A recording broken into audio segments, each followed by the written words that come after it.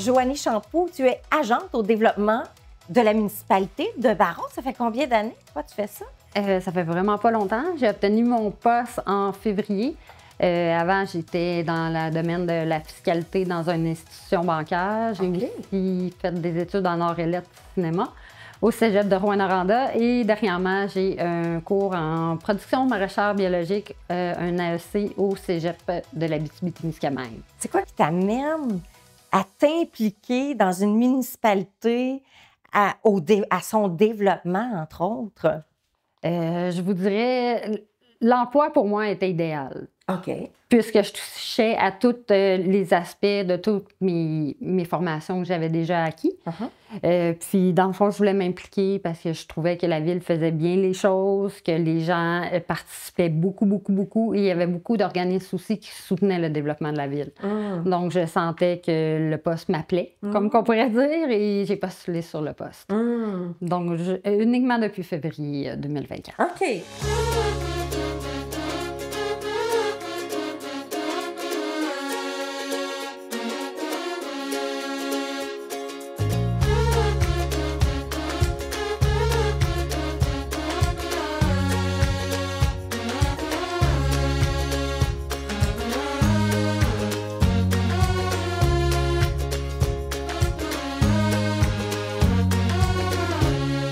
Mais il s'en passe beaucoup de choses à Barrault, tu sais. À Barrault, ça n'arrête jamais. Ça n'arrête pas, là. Donc là, on a différents édifices. Tu sais, si on parle des activités qui se passent à Barrault, en ce moment, bon, on a la foire du camionneur, bien sûr, qui est un événement qui est un des événements en soi de Barrault, mais il se passe d'autres événements?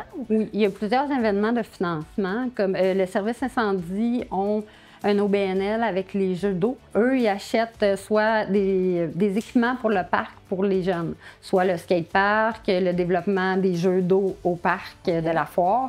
C'est eux qui ont participé au financement et à plusieurs autres activités. Comme cette année, en 2024, c'était pour les finissants ainsi que du mobilier ajouté au parc La Foire.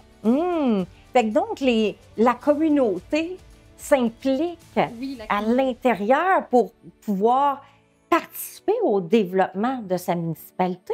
Oui, les habitants de Barrault sont fiers de leur municipalité. Ils s'impliquent énormément au développement. Sont toujours impliqués. Ils lèvent toujours la main quand on a besoin d'aide. C'est merveilleux. C'est pas toutes les communautés qui sont tissées réellement serrées comme ça. Absolument.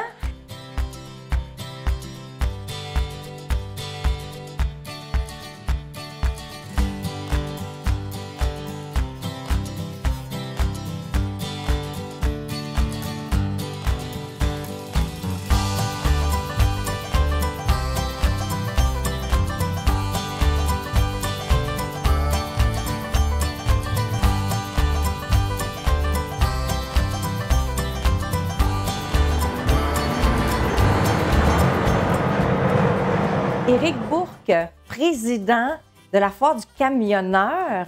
Depuis combien d'années, Éric, que tu es président? Maintenant, 18 ans. Pourquoi que la foire a été créée?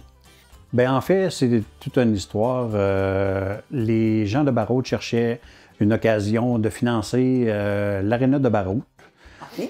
Il se faisait déjà d'autres événements semblables ailleurs, puis ils ont décidé d'en faire une à Barrault aussi. Et puis, ça a tellement bien fonctionné que la première année de l'événement, ils ont payé la dette de l'aréna de Barrault la première année. Pour vrai? Oui. Alors, à ce moment-là, ils ont décidé de continuer puis d'investir dans d'autres infrastructures et de donner à différents organismes aussi.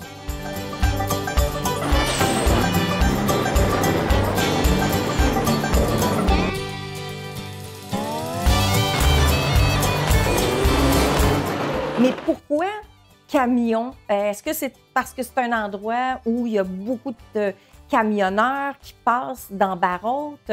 C'est pourquoi la raison? Parce qu'il aurait pu faire d'autres sortes d'événements aussi, là. Vraiment, c'est parce que, bien, effectivement, comme vous dites, c'est une place forestière. Il y a beaucoup d'usines à Landrienne. Dans le temps, à Champ-Neuf, il y en avait une aussi, une usine sanitaire, même qu'il y en a déjà eu à Barrault aussi. Alors, il y avait beaucoup de camionneurs. Et puis, c'est vraiment basé sur une fête pour les camionneurs, pour les remercier pour tout ce qu'ils font. Ah. Puis c'est pas seulement les camionneurs du domaine forestier, c'est tous les camionneurs en général, ceux qui livrent le pain, le lait dans les épiceries ou peu importe. On a besoin d'eux, alors c'est une belle façon de les récompenser en faisant cette fête familiale. Puis je pense qu'il y a un autre événement qui se passe comme 2 fois par année, médiéval, quelque chose comme ça. Oui, à le bien. Barrault? Oui, dans le fond, c'est par la Maison des jeunes pour le financement des activités pour les jeunes qui est fait. Au solstice d'été et l'autre, c'est un souper-soirée. OK.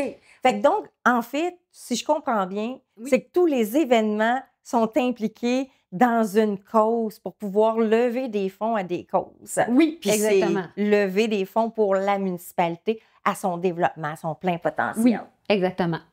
Wow. Tous les activités ou presque sont faites pour des levées de fonds, pour des organismes de la région ou de la ville.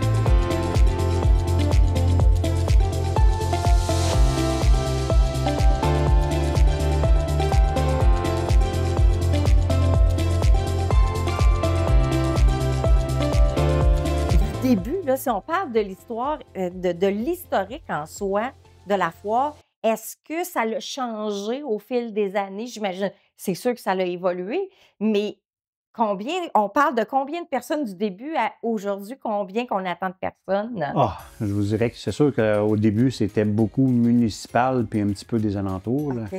les gens, mais aujourd'hui, vraiment, on s'amuse toujours durant l'événement à demander les gens d'où ils viennent, Oui. puis qui vient du plus loin.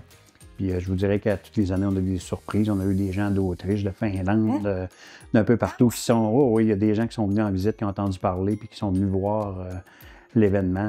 Je vous dirais que c'est pas une grande quantité de monde, mais c'est des gens qui étaient dans la région puis qui ont décidé de venir voir notre événement, qui trouvaient ça intéressant.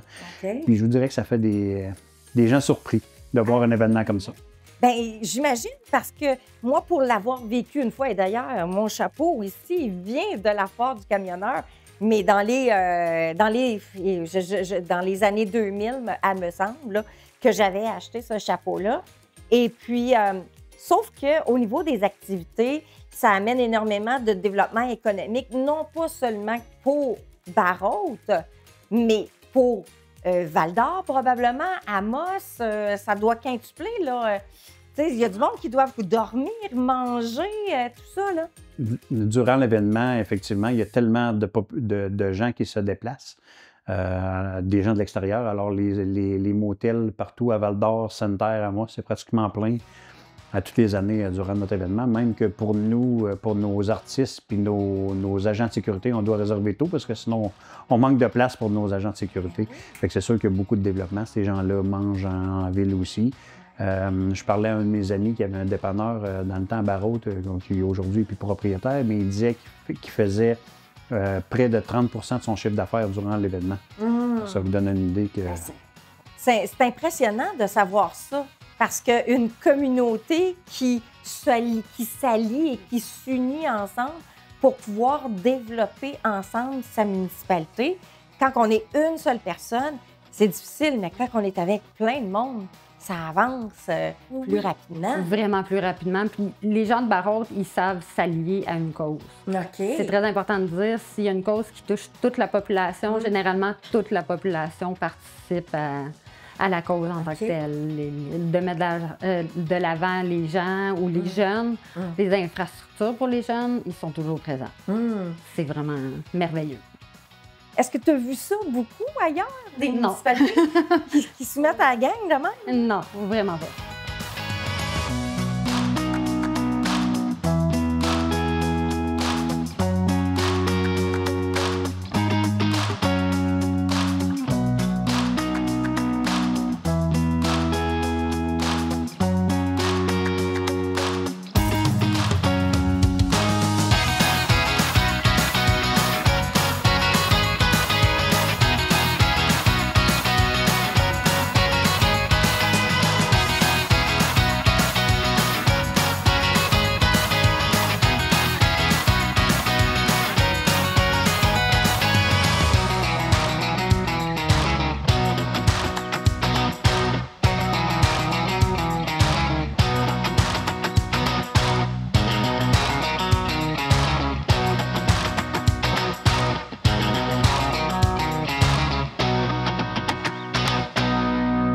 vais revenir sur une situation qui s'est passée l'année dernière au niveau des assurances qui ont genre monté et il y en a même, il y a des foires qui ont même annulé et complètement coupé leur événement, entre autres Saint-Félix et même on a celui du Témiscamingue. Pour vous, ça ne l'a pas affecté? Mais tu sais, ça peut affecter, mais peut-être affecter positivement parce que vous êtes encore là. Bien, je vous dirais positivement oui et non, parce qu'on a besoin des autres événements. Un courseur avec son camion, s'il y a juste un événement dans l'année, bien, il ne mettra pas 100 000 sur son moteur pour faire une course dans un événement. Ce qu'ils veulent, les camionneurs, c'est de faire plusieurs événements puis d'avoir le challenge, de voir l'évolution de leur camion et de leur pilotage. OK. Alors, non, on n'aime pas vraiment quand il y a d'autres événements qui s'éteignent. On a besoin d'eux. Mais les assurances nous ont donné vraiment un dur coup. Il y a beaucoup d'événements comme nous qui sont encore en circuit urbain. Puis c'est là qui est la problématique. Il est arrivé quelques accidents à l'extérieur OK. qui nous nuisent ici à Barrault aussi. Le coût des assurances est rendu astronomique. Ouais, par chance, nous, on n'a jamais eu d'accident. On va toucher du bois. On n'a jamais eu d'accident encore à Barrault. Et puis, on a eu des petits incidents, mais pas d'accidents graves. Et on fait tout en notre pouvoir pour que ça arrive jamais. Et d'ailleurs, pour 2025, si tout va bien, on va avoir un circuit fermé, sécuritaire pour les gens. C'est ce qu'on travaille présentement.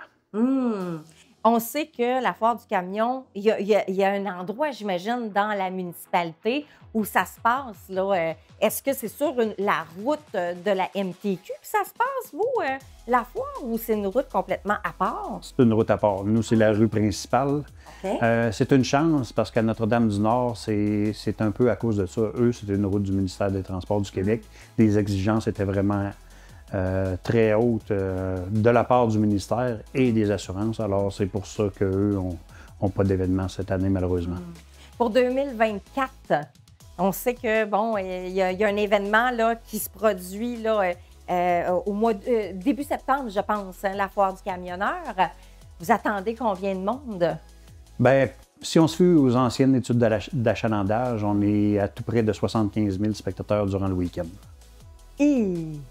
Wow, on les met où, ces gens-là, ici, là? On leur trouve toujours de la place. On sait innover, on leur trouve de la place.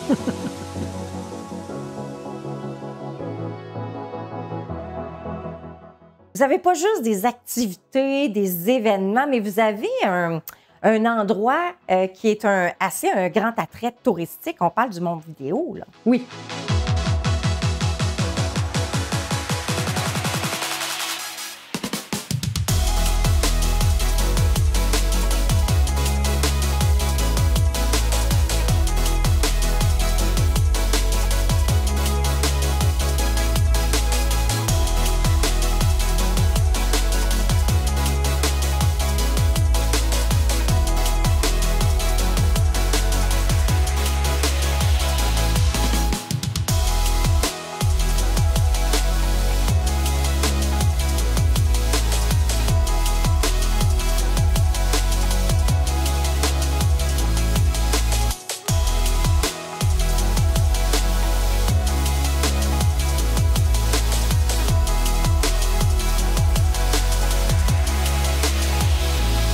Ça a énormément changé, le monde vidéo. Oui, le monde vidéo, on réussit avec le Fonds Forêt à aller chercher des sous pour agrandir, pour faire un sentier de ski alpin et aussi du vélo montagne.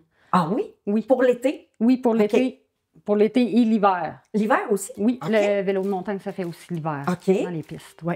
Donc, ils sont en plein développement. Il reste peu pour finir la piste, puis après, ils vont faire une inauguration. OK. Mais là, ça s'est construit énormément.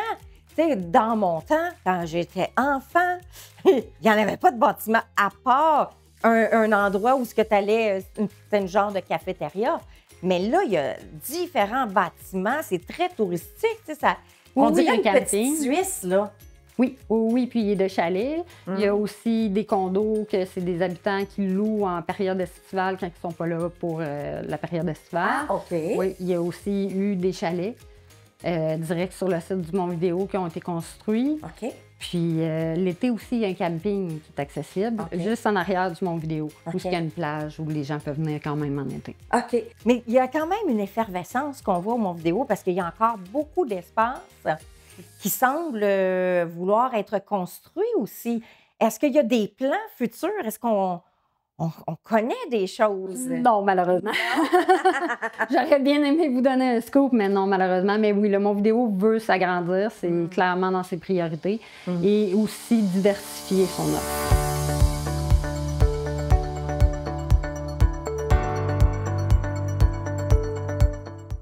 Là, on va éclaircir quelque chose. Oui. Le Mont Vidéo appartient à quelle municipalité? Le Mont Vidéo appartient à la Corne. À la Corne. Oui, le Mont en tant que tel. Le Mont. Oui. OK. Mais où sont les chalets? Oui. Ça, c'est à Barrault. OK. Oui. Et il y a un autre versant qui touche avec Landrienne. Donc, c'est 3 municipalités qui se trouvent à gérer cet emplacement. Non. Non? C'est uniquement Barrault. Ah, juste Barrault. Oui. OK. Oui, oui, oui. OK. Oui, les fonds proviennent de la municipalité de Barrault. OK. Oui.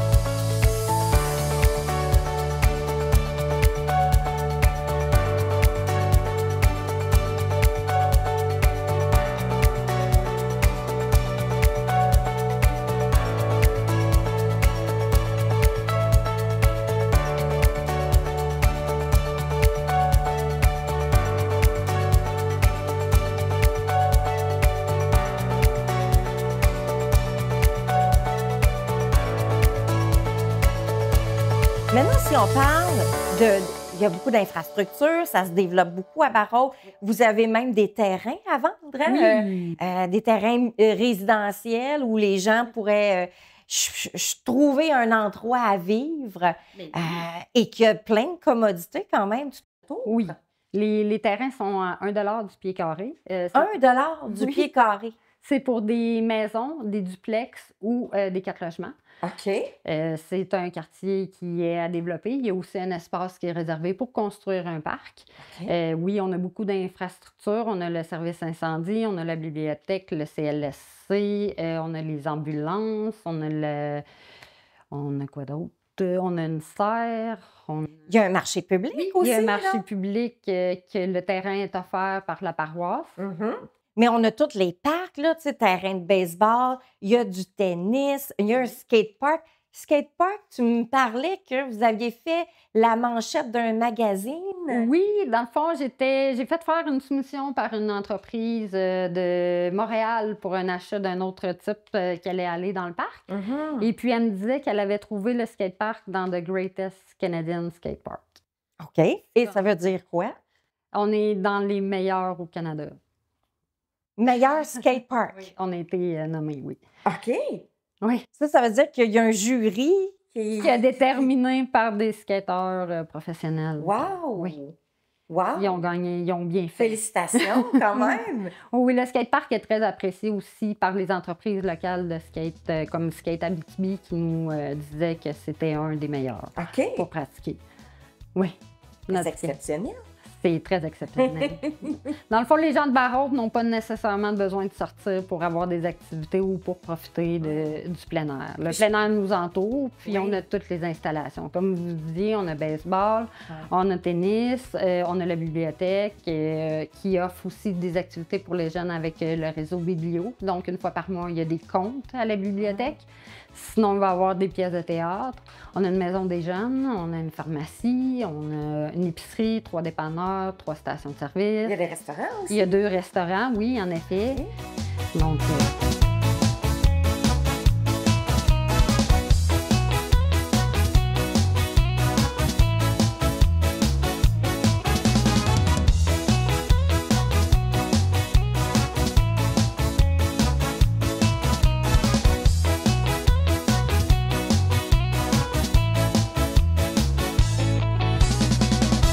je vous dis, c'est exceptionnel. La communauté se tient et ça, c'est vraiment exceptionnel. Ça rend le travail beaucoup plus facile et beaucoup plus agréable aussi.